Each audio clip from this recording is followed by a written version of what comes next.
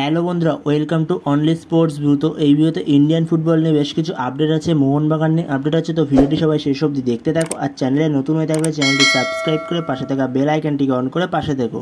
তো মোহনবাগানের বিশাল কাইত নিয়ে এই মুহূর্তে সব থেকে বড় আপডেট হলো মোহনবাগানের বিশাল কাইত আরও 5 বছরের জন্য চুক্তি বাড়ালো। সে 2029 সাল অবধি মোহনবাগানের সাথে যুক্ত থাকবে। তো বিশাল কাইত এই মুহূর্তে সব থেকে ভালো গোলকিপার ইন্ডিয়ার। তো এই মুহূর্তে ইন্ডিয়ায় সব থেকে বেস্ট গোলকিপার বিশাল কাইত বলাই যায়। তো সে কিরকম ডুরান্ড কাপে পারফরমেন্স করেছে তো সেটা তো সবাই দেখেছে। তো অসাধারণ একজন গোলকিপার। সে শুধুমাত্র এখনো পর্যন্ত ভারতীয় দলে চান্স পাচ্ছে না, তার জন্য সে শেষ অবধি চেষ্টা করে যাচ্ছে, কিন্তু তাও সে চান্স পাচ্ছে না। তো সেই জায়গায় মোহনবাগান তার সাথে আরও 5 বছরের চুক্তি বাড়িয়ে নিল।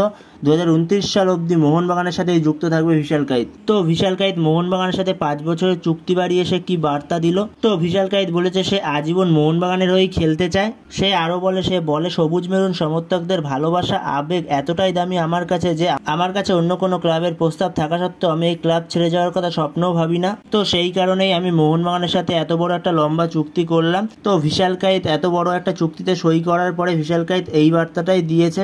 তো এর পরের আপডেট হলো মোহামেডান এফসিকে নিয়ে। তো মোহামেডান এফসির খেলোয়াড় মোহাম্মদ কাদিরি, সে তো চোট পেয়েছিল। তো সে চোট পাওয়ার পরে সে এখন যেরকমটা খবর পাওয়া যাচ্ছে সে পুরো সিজনের জন্যই নাকি ছিটকে গেছে। এই সিজনে 2024-25 আইএসএল মরশুম থেকে পুরোই ছিটকে গেছে মোহাম্মদ কাদিরি। তো এরকমটাই খবর পাওয়া যাচ্ছে। মোহামেডান এফসি এবছর প্রথম আইএসএল খেলতে নামছে। তো সেই জায়গায় দাঁড়িয়ে মোহামেডান এফসির জন্য খুবই বড় একটা ধাক্কা যে মোহাম্মদ কাদিরির মতো একটা প্লেয়ারকে তারা পাচ্ছে না পুরো সিজনের জন্য। তো তাকে নিয়ে অনেক প্ল্যান করা ছিল হয়তো মোহামেডান এফসির, কিন্তু তো সে তার এসিএল ইনজুরি চোটের জন্য সে পুরো সিজন থেকে ছিটকে যাচ্ছে।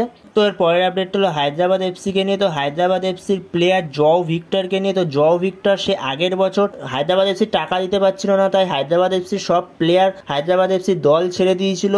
এমনকি ভারতীয় প্লেয়ার থেকে বিদেশি প্লেয়ার সবাই দল ছেড়ে দিয়েছিল, শুধু জও ভিক্টর এই টিমের প্রতি লয়ালিটি দেখিয়েছিল। তো সেই জায়গায় জও ভিক্টর টাকা না পেয়েও সে খেলেছে। তো এখন যেমনটা খবর পাওয়া যাচ্ছে তো হায়দ্রাবাদ এফসি এই জও ভিক্টরকে আরও 1 সিজনের জন্য কন্ট্রাক্ট এক্সটেনশনের অফার দিয়েছে। তো দেখা যাক জও ভিক্টর আরও 1 সিজন কন্ট্রাক্ট এক্সটেনশন করে কিনা। তো সাইনিং হয়ে গেলে তখন তোমাদের জানিয়ে দেবো। তো তার জন্য চ্যানেলটিকে সাবস্ক্রাইব করে রেখো। তো বন্ধুরা, এই ভিডিওতে এই ছোট ছোট কিছু আপডেটগুলোই ছিল। তো ভিডিওটি ভালো লাগলে অবশ্যই লাইক শেয়ার সাবস্ক্রাইব করতে ভুলো না। তো নেক্সট ভিডিওতে দেখা হচ্ছে, ততক্ষণের জন্য বাই বাই।